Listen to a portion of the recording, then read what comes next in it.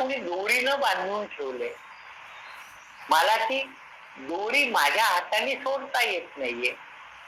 मग मला कुणीतरी दिसलं, मी त्यांना म्हणलं, हो हे मला बांधून ठेवले, मला सोडवा हो.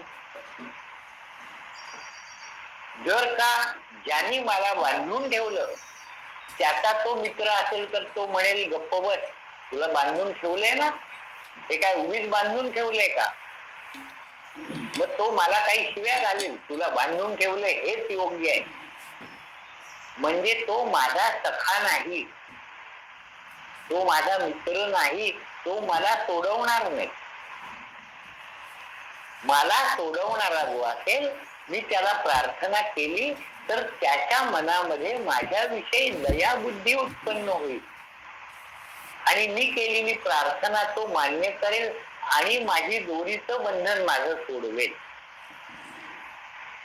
तो माझ्यासाठी बंधमुक्त करणारा गुरु आहे. त्यासाठी तो आधी माझा सखा, माझ्यावरती दया करणारा असावा लागतो. त्याच्या अंतःकरणामध्ये दया बुद्धी असावी लागते. ती दया त्यांनी माझ्यासाठी वापरावी लागते. शत्रू असेल तर तो माझा बंधनाचा मुक्तीचा विचारच करणार नाही, उलट मला आणखीन काहीतरी दोन फटके मारेल, काहीतरी मला टोचेल, मला त्रासच देईल. या जगतामध्ये मी सुखाच्या अपेक्षेनं ज्यांच्याकडे पाहतो ते सगळे विषय मला असे टोचणारे आहेत, मला फटके मारणारे आहेत आणि मला अधिकाधिक बंधनात टाकणारे आहेत. म्हणून ते सर्व विषय हे शत्रू आहेत. म्हणून त्या विषयांच्या नादाला लागता कामा नये.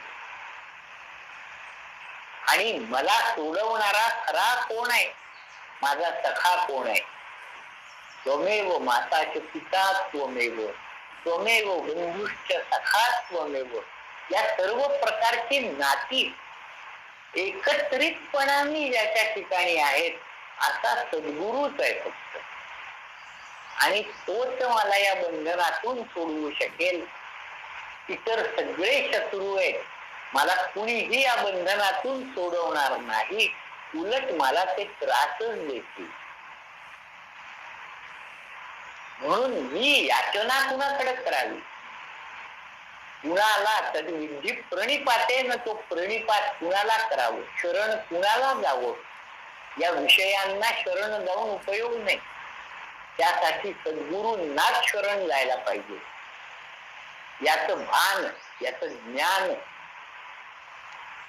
हे मुमुक्षूच्या ठिकाणी असतं. त्यालाच मुमुक्षू म्हणता येतं.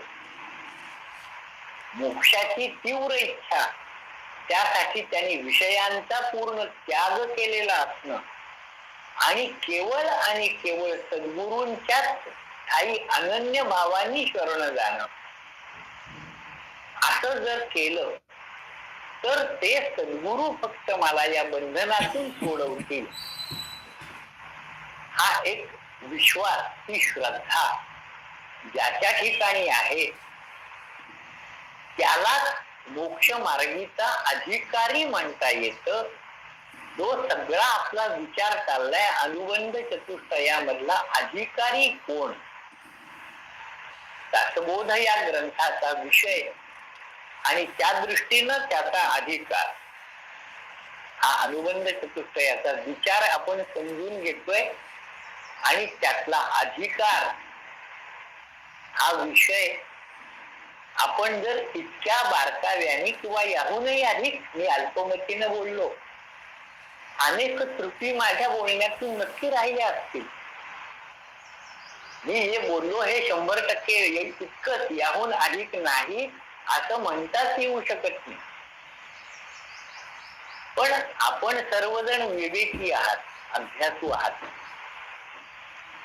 यातलं योग्य काय आहे ते आपल्याला कळतं. आपण त्यातलं योग्य तितकं घ्याल आणि जे त्याज्य आहे त्याचा त्याग नक्की कराल. तो तसा आपण करणं हेच अपेक्षित, दासबोध या ग्रंथाला अपेक्षित आहे, समर्थ सद्गुरूंनाही ते अपेक्षित आहे. आणि त्याप्रमाणे आपण या ग्रंथाच्या अभ्यासाचा विचार करतो. जे विवेचन आज 5-6 दिवस झाले चालू आहे ते पूर्ण झालंय का असं नाही, पण काही मुद्दे हे आपल्या पुढे नक्कीच मांडले गेलेले आहेत. त्यातले काही मुद्दे आपल्याला लागू असतील, सगळेच लागू असतील असं नाही. आपल्याला जितकं लागू आहे, आपण कोणत्या पायरीवरती आहोत हे आपलं आपण तपासून पाहायचं आणि आपण ज्या पायरीवर आहोत तिथून पुढे आपल्याला जायचंय. मग आधीच्या पायऱ्यांचा जो काही विचार मांडला गेला तो त्या पायरीवर असणाऱ्यांसाठी असतो. शास्त्र विचार करताना एकत्रितपणानेच करत. तर शालेय अभ्यासक्रमासारखं नाहीये की 5वीच्या विद्यार्थ्याला 5वी पुरताच अभ्यास, 10वीच्या विद्यार्थ्याला 10वीचं पुस्तक वेगळं, असं त्या पायरीवरच्या विद्यार्थ्याला पुस्तक वेगळं नाही, ग्रंथ एकच आहे. आणि या ग्रंथातून अभ्यासकाने आपल्या योग्य काय आहे हे विवेक बुद्धीनं समजून तितकंच आपण घ्यायचंय. नाहीतर माझी आता शाळा सुरू होईल जून महिन्यापासून, मी आहे कोणत्या वर्गामध्ये, मी ग्रॅज्युएशन मध्ये आहे, 2nd इयरला आहे. पण आता माझं कॉलेज सुरू होईल, शाळा सुरू होईल ना, तर मी शाळेत सुरू केल्यावर परत पाटी पेन्सिल घेईन आणि गमभन परत लिहायला सुरुवात करेन का? तर नाही. या इयत्तेमध्ये मी आहे त्या इयत्तेतला अभ्यास करायचा. पण ग्रंथामध्ये विचार करताना तो सर्वंकष मांडलेला असतो, सर्व बाजूनी मांडलेला असतो. त्यातलं आपल्याला ग्राह्य काय हा विवेक मुमुक्षूच्या ठिकाणी असतो, असायला पाहिजे. किंवा या साधन चतुष्टयाचा अभ्यास करताना तो अधिकाधिक परिपक्व होत गेला पाहिजे आणि त्यातून मुमुक्षत्व हे अधिक तीव्रतम होत गेलं पाहिजे. आणि आता मला फक्त मोक्ष म्हणजे या बंधनातून सुटायचे, मला आता भगवंतच पाहिजे, अन्य काही नको. आता मला हे शब्द नको, हा उपदेश सुद्धा नको. आता मी शांत राहणे, सद्गुरूंना ते कळतं. सद्गुरू शिष्याला उपदेश करून पूर्ण झाल्यानंतर पुन्हा मौन स्थितीमध्ये जातात. तिथून पुढे शिष्याचं काम चालू होतं. सद्गुरूंनी जे सांगितलं, जे श्रवण झालं त्याचं मनन करणे, मनन करता करता त्याचं निधिध्यासन होणे आणि निधिध्यासन अशा प्रकाराने होत जाणे की साक्षात्काराची पायरी आपल्याला दिसणे. हे सगळं ज्याचं त्यांनी करायचंय. म्हणून उद्धरेल आत्मना आत्मान, आपला उद्धार आपणच करून घ्यायचाय. उपदेक्षणचे ते ज्ञानिनः तत्वदर्शिनः, ते उपदेक्षणची दिशा दाखवतात, जवळची दाखवतात. ती जवळची दिशा दाखवणारे सद्गुरू असतात. ज्ञानिनः तत्वदर्शिनः, ते ज्ञानी असतात. तत्वदर्शी म्हणजे ते जे ब्रह्म आहे त्याचं यथार्थपणाने त्यांना दर्शन झालेलं असतं. आपल्याला ते दर्शन व्हावं यासाठी ते सोपा जवळचा मार्ग सांगतात. आपणच त्याचं आचरण करायचंय, त्यासाठी साधना करायची. ती साधना म्हणजे काय? त्या चतुष्टयाचा विचार आपण केला, त्याद्वारे आपली मोक्षाची वृत्ती मुमुक्षुत्व हे अधिकाधिक प्रबल होत जाणं. हे या क्रमाने आपण जेव्हा 4थ्या टप्प्यावरती मुमुक्षुत्वाचा विचार करतोय तेव्हा ते मुमुक्षुत्व अंतिम टप्प्यावरती आपल्या कसं फक्त मोक्ष, अन्य काहीही नाही, इतक्या एका तीव्र तम पातळीवरती आपल्यामध्ये ते प्रगट व्हायला लागेल. त्यासाठी सगळी साधना आपली झालेली असेल, त्या दृष्टीनं आपण अभ्यास केलेला असेल, तर त्या अंतिम टप्प्यावरती आपण आलेलो असू आणि तिचा साक्षात्कार आहे. तो वेगळा होत नाही, तो आहेच. तो आपल्या अनुभवालाच येतो आणि तिथं सद्गुरू नाहीये. सद्गुरू हे परब्रह्माचे एकरूप आहेत आणि आपणही त्यामध्ये एकरूपत्वाचा अनुभव घेतो. मग तिथं परब्रह्म आणि सद्गुरू आणि जगत असा काहीही भेद उरत नाही. सगळीकडं समदृष्टीनं पाहणारे संत असतात. ते संत वेगळे कसे असतात, तर ते अशा एका परमार्थाची प्राप्ती करून घेतलेले असतात. अर्थ म्हणजे प्राप्तव्य, परम म्हणजे सर्वश्रेष्ठ. ते ज्यांनी प्राप्त करून घेतलं ते परमार्थी संत आहेत आणि ते संत हेच आमचे सद्गुरू आहेत. ते आता आमच्या पुढे नाहीच उपलब्ध. मग आमच्या पुढे त्यांचे ग्रंथ आहेत. समर्थांनी सांगून ठेवले, आत्माराम दासबोध माझे स्वरूप स्वतः सिद्ध. माझं स्वरूप तुम्हाला मला भेटायचे ना, तर माझं स्वरूप आत्माराम आणि दासबोध किंवा यासारख्या माझ्या ग्रंथातून उपलब्ध आहे. मग आत्माराम दासबोध असं सांगितलं म्हणजे मनाचे श्लोक आता नाही का बघायचे? मनाच्या श्लोकातही तेच सामर्थ्य आहे. 52 कशी सोन्याची लगड असं विनोबांनी मनोबोधाचं वर्णन केलं. आपल्या आपल्या कुवतीनं आपलं आपण सोनं घ्यावं, कितीही घ्या, ती लगड झिजत नाही, ते सोनं संपत नाही.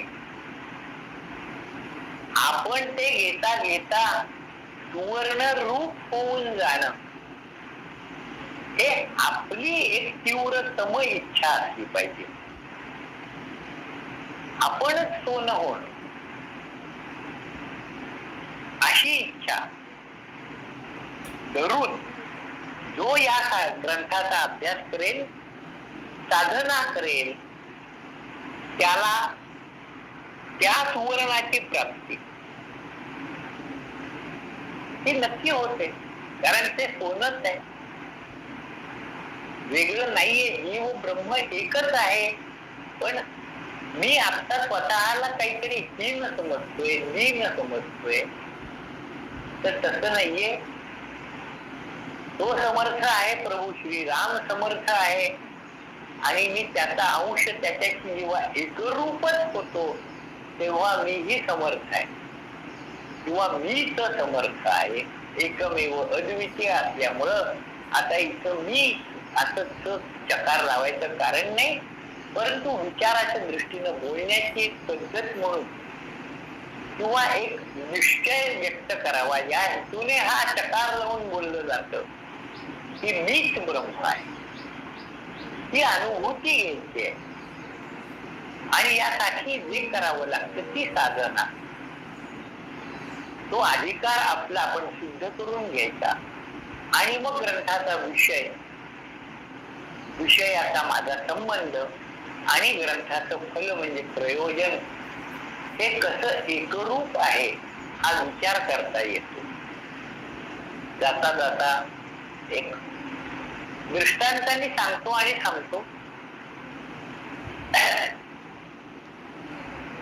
पाऊस पडतो आता आपल्याकडं, कुठं कुठं पडायला सुरुवात झाली. पाऊस कसा पडतो? सूर्यप्रकाशामुळे समुद्राच्या पाण्याची वाफ तयार होते. ती वाफ आकाशामध्ये गोळा होते, त्याला ढग म्हणतात. ते ढग वाऱ्याने वाहत काही विशिष्ट ठिकाणी येतात, तिथं तो पाऊस पडतो. तो कुठे डोंगरावर पडतो, कारण ढग जिथं अडतात, तो डोंगर उंच असतो तिथं अडतात. चपातीला अडत नाही. म्हणून तो डोंगर जो आहे त्या डोंगरावरती आपल्याला जायचंय. तुकाराम महाराज म्हणतात ना, देव पाहो उंचे ठाई उभे राहू. आम्हाला जर का तो पाऊस, तो वर्षाव आमच्यावरती व्हावा असं वाटतंय, तर आम्हाला उंच ठिकाणी जायचंय. म्हणजे डोंगरावर जाऊन कुठेतरी बसायचं नाहीये. आपल्या अंतःकरणाला असं उच्च स्थानावरती न्यायचंय. आता आमचं अंतःकरण विषयांच्या मध्ये लडबडलंय, त्याला त्यातून बाहेर काढायचे आणि उच्च स्थानावरती न्यायचे, उन्मन करायचे. आणि ते केलं असताना तो वर्षाव, त्याचा आनंद मला भोगता येईल. मग आता या रूपकाचा विचार जो आहे तो, की ते पाणी डोंगरावरती पडतं, मग ते वाहत वाहत वाहत जातं कुठं? ते वाहत कशासाठी? तर त्याला स्वरूपाला जाऊन मिळायचं असतं. वाहत जाणारं पाणी, ज्याला आपण नदी म्हणतो, ती नदी समुद्राला मिळाल्यावरच शांत होते. तिचं धावणं थांबतं. तिची धाव जी आहे ती स्वरूपाला मिळण्याची आहे, कारण तिची निर्मिती त्यातूनच झालेली आहे. समुद्राच्या पाण्याची वाफ होते, तेच पाणी पावसाने जमिनीवर पडतं. जमिनीवर पडता क्षणी ते धावत सुटतं ते समुद्राला जाऊन मिळाल्यावरच थांबतं. समाधान हा जो समाधी षट मधला भाग आहे, तृप्ती, परिपूर्णता, ही पूर्ती तिथं आहे. ती फक्त स्वरूपाला मिळाल्यावरच आहे. मी आज जीव म्हणून या जगात वावरतोय, माझी धावपळ चाललीये त्या सुखाच्या प्राप्तीची. तो सुख सागर म्हणजे भगवंत आहे. मी त्यापासूनच स्वतःला वेगळा समजतोय, परंतु मी त्या स्वरूपामध्ये जाऊन मिळणं ही माझी परिपूर्तता आहे, पूर्ण स्थिती आहे. आणि पूर्ण आहे, पण मी मायेच्या प्रभावाने विसरून गेलो आहे. म्हणून मला ती माया निवृत्त करायची आहे. या संदर्भातला जो विचार